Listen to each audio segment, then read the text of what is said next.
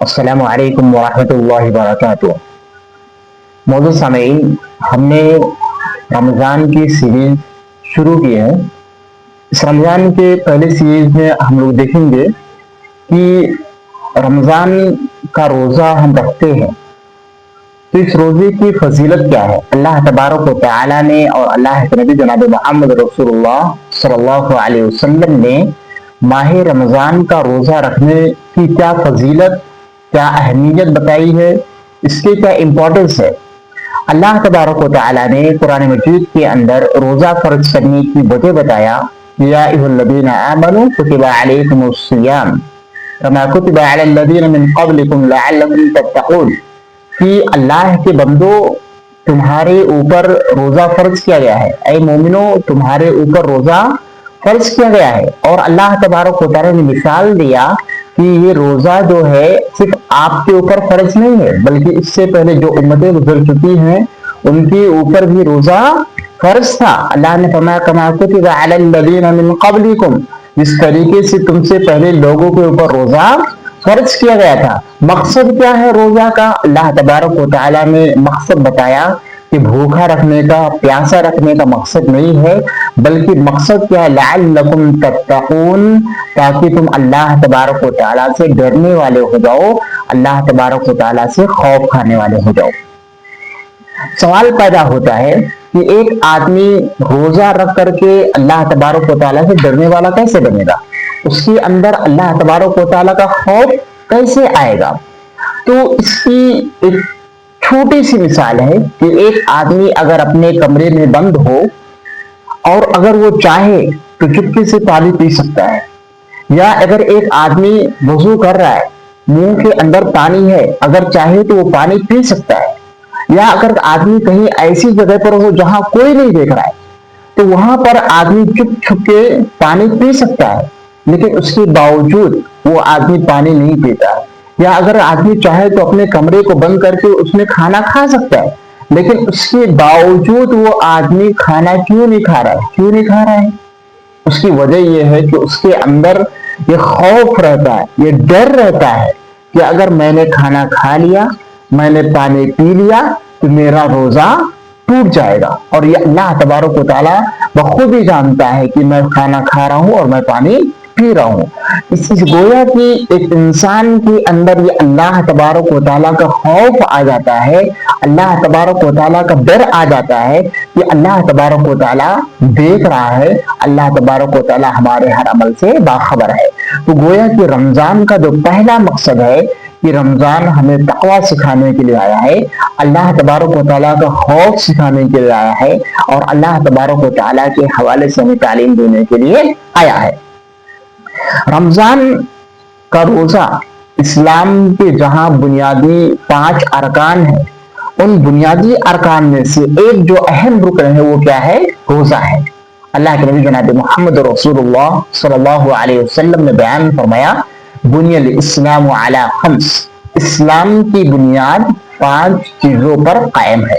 یعنی اسلام کے جو بنیادی ارکان ہیں، جس کو ہم بیسک پلر کہتے ہیں، اسلام کے بیسک پلرز ان 5 چیزوں پر رکی ہوئی ہے، جن میں سے پہلی چیز اللہ کے نبی صلی اللہ علیہ وسلم نے بیان فرمایا، شہادت اللہ الہ الا اللہ وان محمد رسول اللہ، یہ اس بات کی گواہی دینا کہ اللہ تبارک و تعالیٰ کے سوا کوئی عبادت کے لائق نہیں ہے، اور محمد صلی اللہ علیہ وسلم اللہ کے بندے اور اس کے رسول ہے۔ گویا کہ پہلی جو شرط ہے، اگر کوئی آدمی مسلمان ہونا چاہتا ہے تو پہلا شرط یہ ہے کہ وہ آدمی کلمہ کو پڑھے، لا الہ الا اللہ محمد رسول اللہ کو قبول کرے۔ دوسری شرط اللہ کے نبی صلی اللہ علیہ وسلم نے بیان فرمایا کہ اسلام کے بنیادی ارکان میں سے ہے، وہ یہ ہے کہ نماز کو قائم کرنا، نماز کو قائم کرنا، نماز کو 5 نمازوں کو، فجر، ظہر، عصر، مغرب، عشاء، ان 5 نمازوں کو ان کے وقت پر ادا کرنا، یہ اسلام کے بنیادی ارکان میں سے ایک رکن ہے۔ تیسرا رکن اللہ کے نبی جناب محمد رسول اللہ صلی اللہ علیہ وسلم نے بیان فرمایا، وَإِيتَاءِ الزَّكَاةِ، زکوٰۃ کو ادا کرنا۔ اللہ تبارک و تعالیٰ نے آپ کو پیسے دے رکھے ہیں، آپ کی انکم ہے، اور وہ انکم جو ہے سال بھر آپ کے پاس رکھی ہوئی ہے، آپ کے پاس 1 لاکھ ہے، آپ کے پاس 10 لاکھ ہے، آپ کے پاس جتنا بھی اماؤنٹ ہے، اگر وہ اماؤنٹ اگر آپ کے پاس پورے سال رکھی ہوئی ہے، سیونگز میں ہے، تو اس سیونگز میں سے 2.5% زکوٰۃ نکال کے دینا ہے۔ یہ ایک لازمی فریضہ ہے جس کو ہر مسلمان کو ادا کرنا ہے۔ جس کے پاس سیونگز ہے وہ 2.5% زکوٰۃ نکال کر کے دے گا، 2.5% زکوٰۃ نکالے گا اور زکوٰۃ نکال کر کے غریبوں کے اندر تقسیم کرے گا۔ اسی طریقے سے اسلام کا ایک اور رکن ہے کہ روزہ رکھنا، وہ صوم رمضان، رمضان کے کیا کرنا ہے؟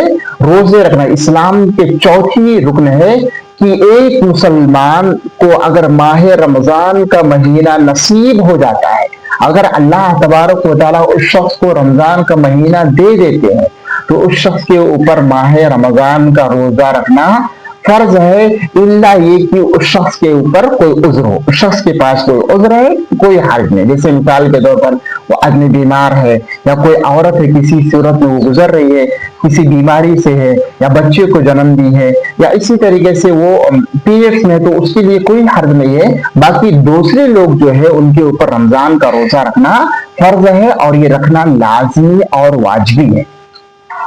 اور اسلام کا 5واں رکن ہے والحج بیت اللہ، کہ بیت اللہ کا حج کرنا۔ تو اسلام کے 5 بنیادی ارکان ہے: پہلا کلمہ پڑھنا، دوسرا نماز قائم کرنا، تیسرا روزہ رکھنا، زکوٰۃ دینا، اور اسی طریقے سے بیت اللہ کا حج کرنا۔ یہ 5 ارکان ہیں جن کو ایک مسلمان کے اوپر صحیح طریقے سے عمل کرنا اور اس کو ادا کرنا واجب اور ضروری ہے۔ اسی طریقے سے رمضان کے روزہ رکھنے کے فائدہ کیا ہے؟ اللہ کے نبی جناب محمد رسول اللہ صلی اللہ علیہ وسلم نے بیان فرمایا کہ کل عمل ابن آدم یضاعف الحسنۃ من 10 امثالها الى 700 ضعف، کہ اللہ کے نبی جناب محمد رسول اللہ صلی اللہ علیہ وسلم نے بیان فرمایا کہ ابن آدم کی جتنے اعمال ہیں، جتنی بھی نیکیاں وہ کر رہا ہے، جتنے بھی وہ ثواب کے کام کر رہا ہے، ہر ثواب کو اللہ تبارک و تعالیٰ بڑھا دیتے ہیں۔ من سبع، اللہ تبارک و تعالیٰ نے بیان فرمایا کہ 7 سے لے کر کے 10 گنا تک، اور 10 گنا سے لے کر کے اللہ کے نبی صلی اللہ علیہ وسلم نے بیان فرمایا الی 700 ضعف، کہ اللہ تبارک و تعالیٰ اس کو 700 گنا تک بڑھا کر دیتا ہے۔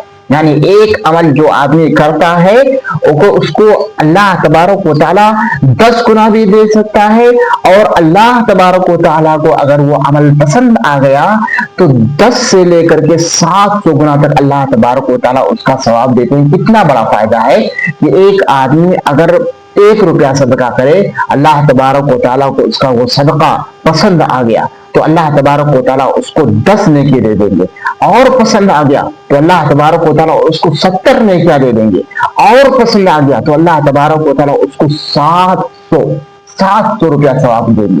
یعنی ایک آدمی 1 روپیہ صدقہ کرے، اللہ تبارک و تعالیٰ کو اگر اس کا 1 روپیہ پسند آ گیا تو اللہ تبارک و تعالیٰ اس کو 700 روپیہ صدقہ کرنے کا ثواب دیں گے۔ اللہ کے نبی صلی اللہ علیہ وسلم نے اس کے باوجود بیان فرمایا کہ الا الصوم، سوائے روزے کے۔ اللہ تبارک و تعالیٰ ہر عمل کو بڑھا کر کے دیتا ہے، لیکن روزہ کو اللہ تبارک و تعالیٰ نے اپنے لیے خاص کر رکھا ہے۔ الا الصوم، اللہ کے نبی نے بیان فرمایا کہ سوائے روزے کے۔ کیوں روزہ اللہ تبارک و تعالیٰ نے اپنے لیے خاص کر رکھا ہے؟ ایک آدمی نماز پڑھے گا، لوگوں کو پتہ چلے گا، ایک آدمی صدقہ کرے گا، لوگوں کو پتہ چل جائے گا، ایک آدمی اور کوئی اچھے کام کرے گا، لوگوں کو پتہ چل جائے گا۔ لیکن روزے کا معاملہ ایسا ہے، کسی کی نیت پر ہم کوئی بھی بات نہیں کہہ سکتے۔ نیت کا معاملہ ایسا ہے کہ صرف اور صرف اللہ تبارک و تعالیٰ کو پتا ہے، تو اللہ تبارک و تعالیٰ جانتے ہیں کہ بندے نے روزہ کس مقصد سے رکھا ہے، یا اللہ تبارک و تعالیٰ کو خوش کرنے کے لیے رکھا ہے، یا لوگوں کو خوش کرنے کے لیے رکھا ہے، یا لوگوں کو دکھانے کے لیے رکھا ہے، یا کس اور مقصد سے روزہ رکھا ہے، یہ صرف اللہ تبارک و تعالیٰ کو پتا ہے۔ اسی لیے اللہ تبارک و تعالیٰ نے روزے کو اپنے لیے خاص کر رکھا ہے، اور کہا الا الصوم، سوائے روزے کے لیے۔ اور اللہ کے نبی نے بیان فرمایا وَأَنَا أَجْزِي بِهِ يَدْعُو طَعَامُهُ وَشَهْوَتُهُ مِنْ عَجْلِي، اللہ کے نبی نے فرمایا کہ اس کا بدلہ صرف اور صرف میں دوں گا۔ ایک بندہ روزہ رکھتا ہے میرے لیے، کھانا میرے لیے چھوڑتا ہے، اپنی بیوی کو میرے لیے چھوڑتا ہے، سارے کے سارے وہ عمل کو جس کو میں نے منع کیا رمضان کے اندر وہ بندہ میرے لیے چھوڑتا ہے، تو اللہ کے نبی نے بیان فرمایا کہ اللہ تبارک و تعالیٰ کہتے ہیں کہ اس بندے کو بدلہ میں دوں گا، کہ اس کا اجر کی ذمہ داری میری ہے۔ تو گویا کہ کتنا بڑا ثواب ہے کہ ہر عمل کو اللہ تعالیٰ بڑھا کے دیتے ہیں، لیکن اللہ تبارک و تعالیٰ روزے کو اپنے لیے خاص کر کرتے ہیں۔ اگر ایک بندہ کوئی بھی عمل کرتا ہے تو اس کا بدلہ اللہ تبارک و تعالیٰ خود دیں گے۔ اسی طریقے سے اللہ کے نبی جناب محمد رسول اللہ صلی اللہ علیہ وسلم نے بیان فرمایا کہ جنت کے دروازوں میں سے ایک دروازہ باب الریان ہے۔ جنت کے دروازوں میں سے ایک دروازے کا نام باب الریان ہے، اور یہ باب الریان سے صرف اور صرف روزے دار ہی داخل ہو سکتے ہیں۔ وہاں سے روزے داروں کے علاوہ کوئی بھی داخل ہو نہیں ہو سکتا ہے۔ باب الریان سے صرف اور صرف روزے دار داخل ہوں گے۔ کتنی خوش نصیبی ہے کہ ایک آدمی ماہ رمضان کا روزہ رکھے گا، قیامت کے دن اللہ تبارک و تعالیٰ روزے داروں کو کہیں گے کہ جاؤ تم جنت کے اس دروازے سے داخل ہو جاؤ۔